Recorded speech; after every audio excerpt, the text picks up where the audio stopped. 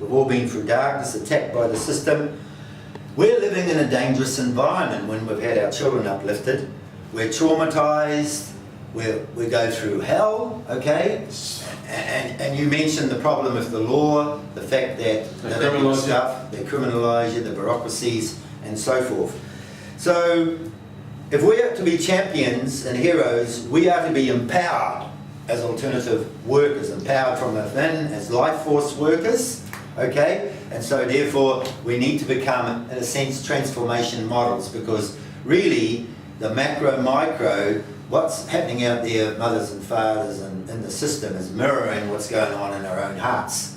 So you've got to deal with your own stuff, unresolved issues and this sort of thing. So we're going to talk a little bit about counselling, buddy support, talking therapy, some practical things that we can put into operation. So first of all, I'd like us to put up a right hand, lift your right hand, and we're going to practice photon belt ascendancy. It's a little bit new age. Never heard of it. Okay, but to the Christians, their higher power is the Lord Jesus. To the Buddhists, it's Buddha. Different people have different religious experiences, all right? What about someone who's not religious? Well, that's all right. You just depend on your higher power, your own conscious, okay. Empowered. The life force. You're honouring the life force within. Okay? Right. So right hand in the air like this. All right. Seems a bit daft, and then shake it and act like it's a lightning rod, and you're transducing power from your higher self, your unconscious, the life force energy. Okay? Stopping here. Yeah, because you need a model. If you're going to go out there, you're going to be drained. It's a bit like when you get tired, you need to take a cat nap. And as you sleep, you refresh your own spirit, you're wider, and you're being empowered from within. Okay, so this program is called the Buddy Support Trauma Recovery Program, and it's about enlightenment leading to transformation, okay? And so, first of all, when we're dealing with suicide first aid, we start off with, this is the Rainbow Ribbons program, and we've got different colours representing different modules. And you can either start off as level 1, where you become a buddy supporter, empowered from within, and you do basic stuff like simple counselling listening skills. Like when you use counselling listening skills, you're talking about introduction, open, not closed questions. Like for instance, what's an open question? What, when, where? Okay? That's what you ask people. If you're trying to counsel them, understand them, what, when, where. You don't say yes or no. You're feeling sad. No. Well, that goes nowhere. You know what I mean? And then you've got minimal encourages. You're feeling down. You're agreeing with the person. Okay? Minimal encourages. Identifying and disclosing feelings. So you get them to disclose, what are you feeling? What are you going through? Okay? These are what is known as counselling listening skills, reflecting feelings, challenging summarising. Now when you start off as the counsellor, you start off with the blue colour up here, okay? Now with suicide first aid, we have the 4 C's, okay? Now this is what they're teaching all the professionals now. The first C is to connect. Now I want you to observe some of these things, because we're going to divide later on into pairs, and we're going to put together a health and well-being plan and identifying some of our issues to one another, okay? And we're going to practice this. So I want you to watch these counselling listening skills, and I want you to watch the suicide first aid, because you're getting within 20 minutes, okay, what counsellors take 4 years to learn, okay? And you're getting in 20 minutes what the suicide first aid, the first aiders, the doctors, the nurses put into operation. So you first connect with the person you're talking to. Hello, how are you? And your name is? How are you going? Michelle. Yeah, Michelle. Nice. This is just so you know, this is what he did to me over the phone when Teresa was slashing her wrist. That's right. Oh, really? Yeah, I followed it. The next thing you do, exactly you confront the person. How do you intend to commit suicide? Now that might appear to be dangerous, Or you could say, what are the things that are leading you to be suicidal? But unless you identify that that person is really going to take their lives, well, you can use band-aids and help them, but you don't know that's a real serious situation, do you? So that's why you confront. And I confront on the telephone when I meet people, how do you intend to take your life? And if they are serious, they'll say, hey, I'm going to use the gas, or I'm going to use a gun, or whatever. And then you know that that person's going to take their life. It's an emergency, and you have to intervene. It needs to be crisis intervention there on the spot. Do you understand that? Do you ask them when they're going to do it? Yes, you confront them. Yes. Because if you don't confront them and they are still going to do it, they'll do it anyway. See what I mean? Yeah. So you've got to front them up. Then the third point is confirm reasons for living. Now the reasons for living have to be greater than the reasons for dying. So you'd say, well, how's this going to affect your child if you never see your grandchild again? How's it going to affect her? Or you might say, okay, you've lost your job. How's it going to affect your partner and your friends if you do this? So you need to affirm their reasons for living. And quite often their reasons for living might be, well, what about your dog? What about the garden? Can be simple things. I found one time, I was working with a guy who was going to shoot himself. He looked at his horse and he felt sorry for the horse. So I said, what about the horse? How's the horse going to feel? This is crazy stuff, but humans, they respond to feeling things, unusual things sometimes, you know. Yeah. So you're confirming and affirming their reasons for living. Then you contract with a safety plan referring to a practitioner. So in that case you'd say, okay, I'm contracting with you that you're not going to harm yourself tonight, and tomorrow we're going to get help, or we're going to see your doctor, or we're going to see that close friend of yours, or we're going to see that minister. Okay? So you contract with them with a safety plan. Now, you then put in place what is known as a buddy support system. Now, the buddy to that person in Teresa was the difference between life and death. Now, what happened there, Steve, that you brought in someone else because she wasn't going to tell you where she was staying, and the police had the light on her, and you couldn't get to her. No. So what made the difference? Well, I just kept tapping away on my Facebook Live. I didn't even know how to use it, so that's even more crazy. And at the same time I rang him, and the second thing I did was ring Francesca in New York, because I knew one thing, what I didn't have skills for. Yeah. But I knew he had skills for it, and I knew Francesca did. Yes, I Right. reached out to you too. Yeah, and like, so I just basically went on autopilot and followed the instructions I was given, because I knew I was way out of my depth. So what he told me to do, I just did. I connected with her, I told her that she had reasons to live. But she was quite busy at that time, sort of dealing with the police and what was going on there. Yeah. So it's vital that you get that buddy support, that you confront them, you affirm your reasons for living, and you get the safety plan put in place for that person. Now I deal with 30, on the average 25 to 30 people a month. They ring up in the evening, ring up in the weekend, the Sunday, whatever the case may be. And once you identify their reason for living, what is the issue? Why do you want to take your life? You know, and you use some counselling listening skills. If you identify that reason why they want to take their life, 9 times out of 10, they'll stay alive. If you identify the key person in their life, whether it be a minister, a good friend, an uncle, whatever the case may be, they will stay alive because you connect them with the family. Does that make sense? Yeah. Yeah.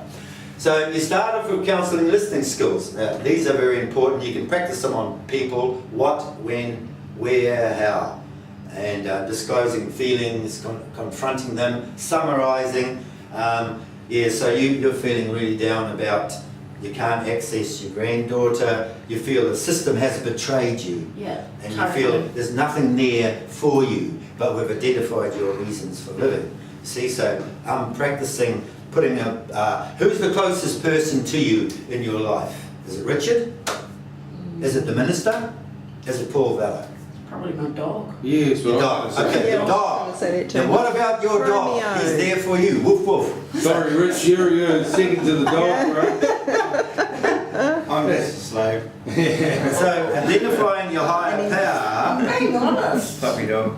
You're close second though. I don't know about that. Hope so. Okay, so once you've identified the buddy supporter and your higher power, whatever, be it the Lord Jesus, be it Buddha, be it the unconscious life force or whatever, then you're ready to practice talking therapy and some grief therapy skills.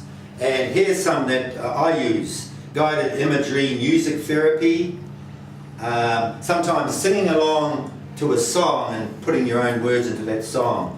Reminiscence work, talk about your journey while favourite song is playing. Logo therapy, find the word, picture, solution, the replacement, what is known as replacement therapy. They found with Viktor Frankl that in the death camps in the Second World War, the people that had a reason to live made it. The others that they never found logo, they didn't use logo therapy or didn't find that word of meaning, quite often they died. So that if someone in our switch talked to the birds on the fence line, they had a reason to live. So that's what is known as logo therapy. And then there's transactional analysis, parent-child, achieving balance, developing other ego states of objective.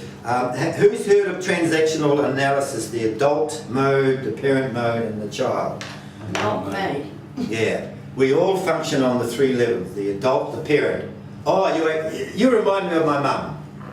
You know what I mean? Okay, I'm going into infantile. I'm acting like a child. Okay, but the adult has learned to build up some resistance and thinking mechanism, cognitive therapy, and so forth, so they can be an adult to themselves. Does that make sense? So you're in adult mode when you're in this objective frame of mind and you're able to think. Can you identify the child in you? I try not to. Right. Yeah, because you don't want to go too infantile and don't want to get messed Well, up I with your feel emotions. as if I've got too many people that need me to be an adult. Right. Can you identify the parent in you Yes. from your mother and father? Could I just disturb you guys all for a second? Yep. I've got Francesca here, she's texting away to me. So what is the status with Teresa at the moment? Modules: the counsellor, counselling listening skills, buddy support, grief therapy, then we come to the freedom fighter. Now the freedom fighter can stand up for the rights of another person if they're being oppressed and become a social justice advocate, practicing advocacy to that person. So what we're going to deal now is we're going to get practical now, and we're going to deal with unresolved issues, putting a wellness plan together using a 12-step process.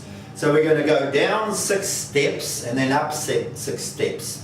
The first 6 steps we're going to look at is the counsellor, buddy supporter, grief therapist, freedom fighter, healer, trauma recovery practitioner. Because once you deal with your issues, once you deal with those unresolved issues, the abuses in your life, and you do a countdown on your life to when you were a child, and the different triggers, emotional triggers in your life, different hurts, once you've dealt with that, then you're ready to come up the ladder. And you're ready to become a wise an uplifter, a wise leader, a insightful seer, humanitarian. Now, family mediation is the answer, isn't it, Steve? Yes. To family court. I agree. Family mediation? You're not going to get it by imposing it. That's right. Now, that's It should be one thing. statutory. What is And family the mediation? well, it basically says that the court allows some money to be put aside for a mediator for people to sort out some of their issues with regards to the fact that they're separating and they're moving on and they've got kids, etc., right? Yeah, so family mediation counselling. So I read a submission by a family court lawyer, surprise, called Patrick Kammermeyer. You can go online and have a look at it.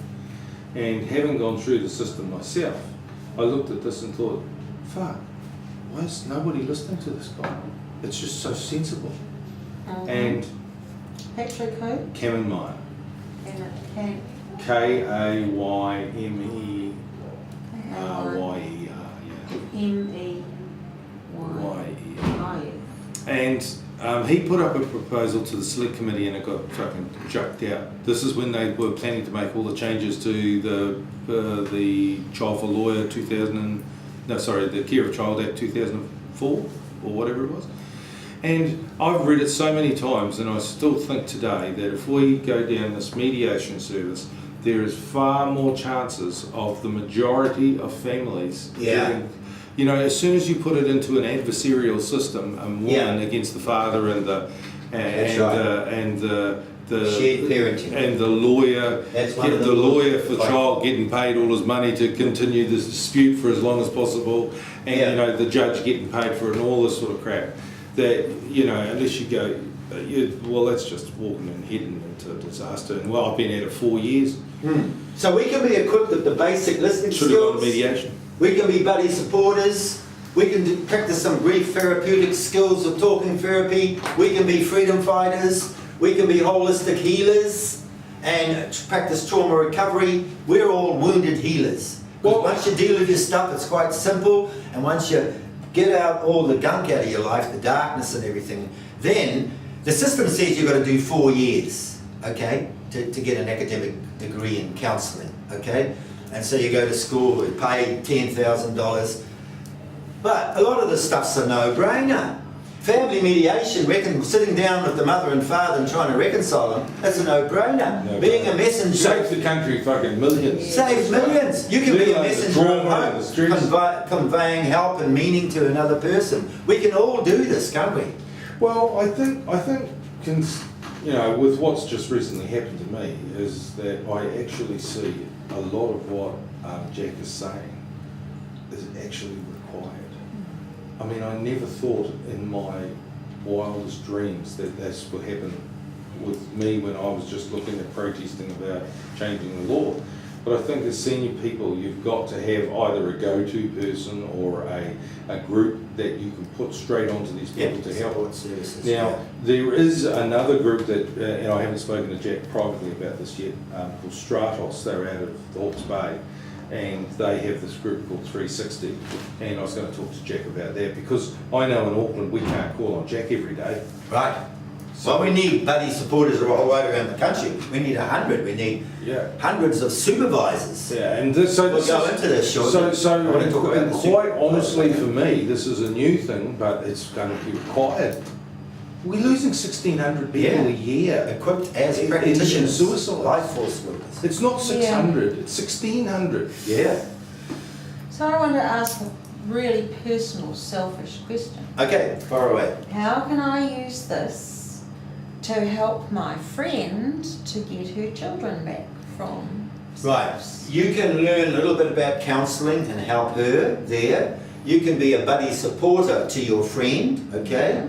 You can use talking therapy and really focus on her need and what she's going through. Because she's going to be going through shit. Yeah. Yeah, she already is. Yeah. Now, once you go down the 6 steps, you then come up. Once you've dealt and you become a wounded healer, you then become an insightful seer. Okay, so you're able to work with her, monitor her, a humanitarian reconciling her issues, helping her with the family court, being an advocate to her. You can become a messenger of hope and a supervisor to her, and learning about being a Mackenzie friend. Yeah, because that's true. Help people in a personal I can't believe he's situation. saying this because, you know, through my personal experience, he's dead right. I went down a different route, but I now see that if you're trying, in your particular case, trying to help her, the first thing you've got to be is her friend and you've got to guide her. Yes. Because here's something. What I've learned is in representing yourself in the court is very difficult to do when you're emotionally involved.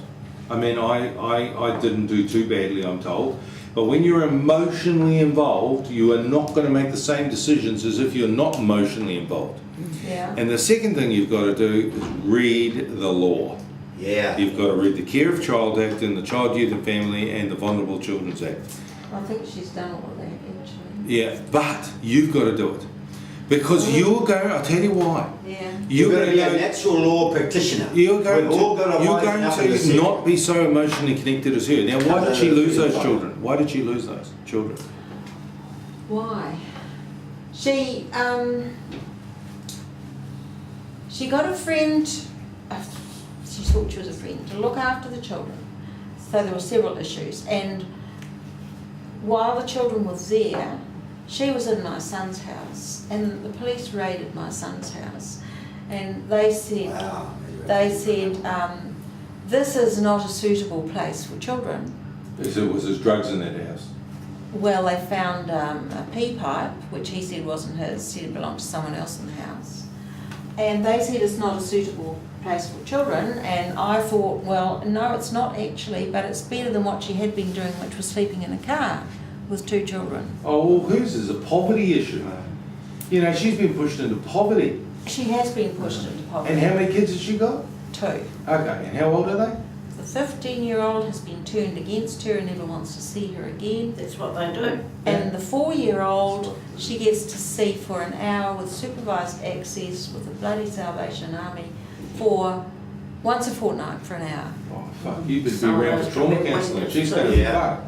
I mean, She is. the whole thing about what the government has done, especially in the last 20 years that I've seen, is they've just sent people into poverty.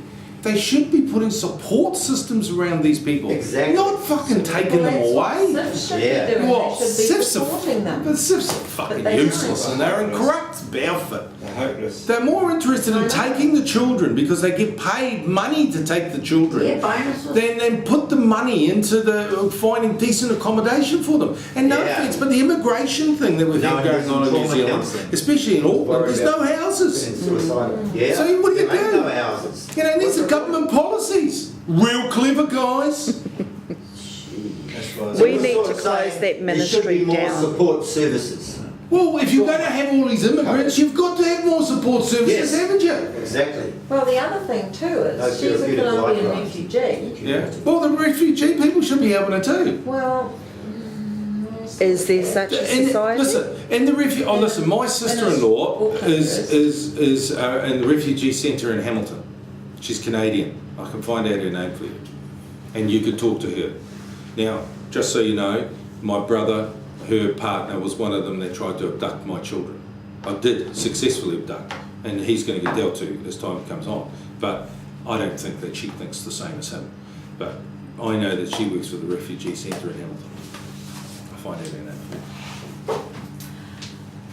good. Now I want us to split up into twos for 5 minutes. So we've got Ellie and Steve, Shell, and what's your name, dear? Elaine. Elaine, and me and Richard.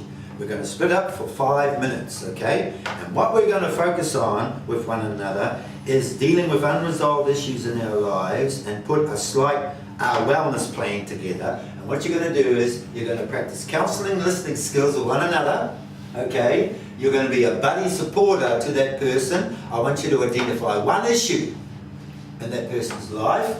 Then you're going to practice talking therapy with one another, and you're going to be a freedom fighter in the sense you're going to defend the rights of that person.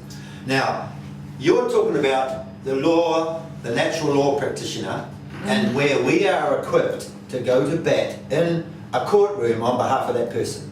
Is that what you're talking about? Yeah. Being equipped. And this, we're going to start training. Yeah, well, see, yours is prime example of what he's actually talking about. First, you've got to become the friend. And I've never seen all this Yeah. stuff before. You know, you're already a freedom fighter because you obviously Yeah. wouldn't be doing this if you didn't.